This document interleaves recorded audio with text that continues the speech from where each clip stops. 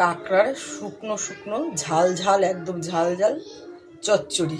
তার জন্য নিয়ে নিয়েছি এখানে 1 কেজি কাঁকড়া। 1 কেজি কাঁকড়া আছে এখানে, 5টা কাঁকড়া 1 কেজি, যে 5 পিস, এই যে বড় বড় 5টা কাঁকড়া 1 কেজি হয়েছে। তার জন্য আমি নিয়ে নিয়েছি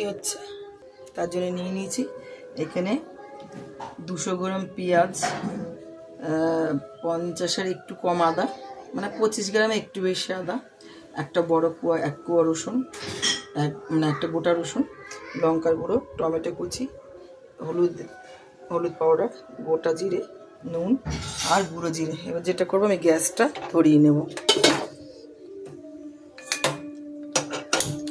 কড়াইটা বসিয়ে দিলাম। কড়াই গরম হয়ে গেছে, দিয়ে দেব তেলটা গরম হচ্ছে। কাঁকড়া ঝাল চচ্চড়ি, এটা কিন্তু খুব ঝাল হবে, মোটামুটি ভালোই ঝাল হবে। আর এটা সম্পূর্ণ আলু ছাড়া একদম শুকনো শুকনো হবে ঝাল চচ্চড়ি কাঁকড়া। তেলটা গরম হয়ে গেছে, দিয়ে দেবো আমি কাঁকড়াগুলি। এই যে কাঁকড়াগুলি দিয়ে দেবো। এটা আমি নুনটা এখন মাখাবো না, এর মধ্যে দেবো নুনটা।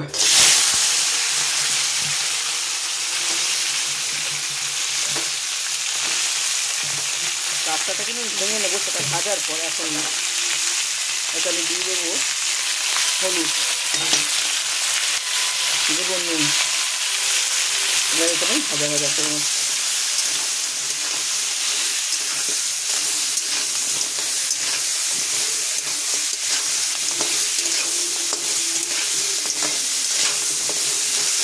ভাজা করতে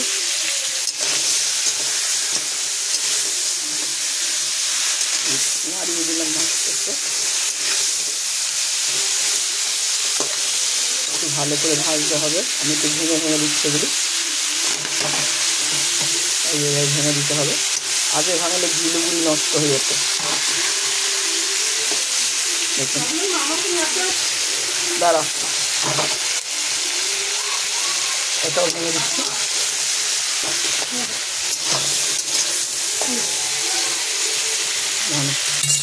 কথা বলি, এবার মাছটা হয়ে গেছে, নামিয়ে নেব কাঁকড়াটা।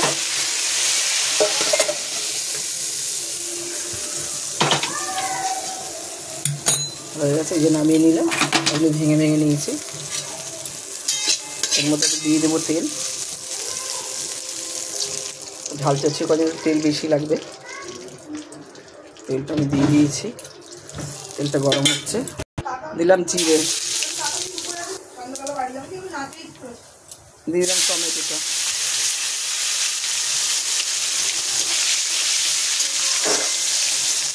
এরপর দিয়ে দেবো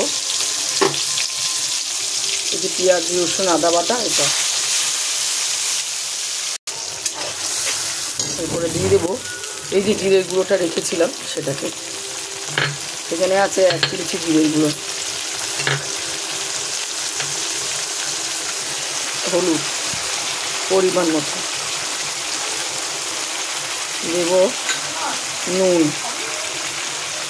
দিয়ে দেবো লঙ্কার গুঁড়োটা বেশি দেবো, 1 চামচি, 1.5 চামচি আর একটু দিয়ে দেবো। যেহেতু এটা ঝাল চচ্চড়ি কাঁকড়া, একদম ঝাল ঝাল হবে এটা, নুন ঝাল সব সমান সমান। আর আলু ছাড়া একদম শুকনো শুকনো।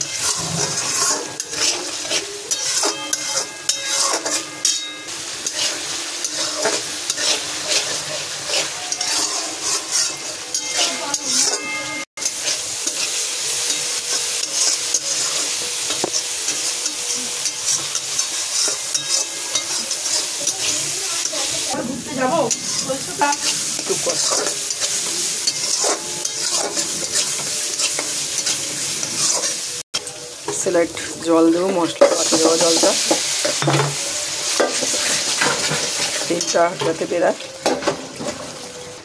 তোমার তাড়াতাড়ি যে ভাত একটু করে নিয়ে, এবার আমি দিয়ে দেবো গরম মশলা।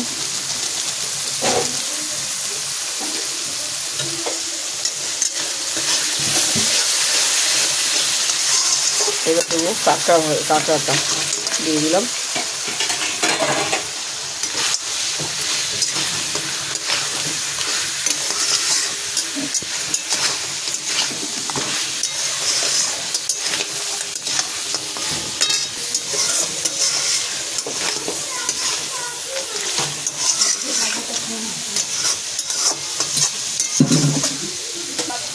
কাঁকড়ার ঝাল চচ্চড়ি দেখুন একদম ঝাল। আর আমি এবারে একটু জল দেবো, এটা যেহেতু কাঁকড়ার ভিতরে মাংসগুলি সিদ্ধ, এটা অনেক বড় বড় কাঁকড়া।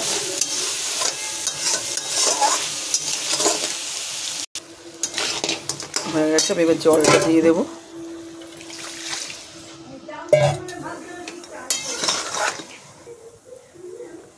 দিয়েছি জলটা, গ্যাসটা বাড়িয়ে দেবো। আমি আরেকটু স্লাইড জল দেবো, কারণ এটা সিদ্ধ হবে ভালো মতন ভিতরটা। এটা আমি আরেকটু স্লাইড জল দেবো, এটা পুরো সিদ্ধ হবে। ভিতরে মাংসটা সিদ্ধ না হলে ভালো লাগবে না, বড় কাঁকড়া দুধ। এটা আমি ঢাকা দিয়ে দেবো এখন। ঢাকা না দিলেও হবে, এমনি হোক। গ্যাস বাড়ানো আছে, এটা হচ্ছে হয়ে এসছে।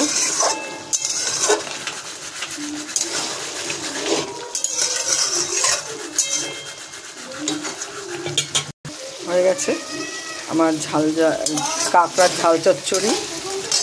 গ্যাসটা আমি অফ করে দিলাম, হয়ে গেছে। এবার আমি এটা নামিয়ে নেব। দেখুন হয়ে গেছে কাঁকড়ার ঝাল চচ্চড়ি আলু ছাড়া। অবশ্যই আপনারা বানিয়ে খাবেন। বানিয়ে খেলে ভালো লাগলে একটা লাইক করবেন, কমেন্ট করবেন, শেয়ার করবেন, আর আমার পেজটা একটু ফলো করে দেবেন। আর অবশ্যই বানিয়ে খাবেন একদম কাঁকড়া ঝাল নুন চচ্চড়ি। ঝাল নুন একদম সমান সমান চচ্চড়ি এটাকে বলে, ঝাল একদম ঝাল। হয়ে গেছে কাঁকড়ার একদম ঝাল চচ্চড়ি, একদম ঝাল। আর বর্ষার মধ্যে তো খুবই ভালো, অবশ্যই আপনারা বানিয়ে খাবেন।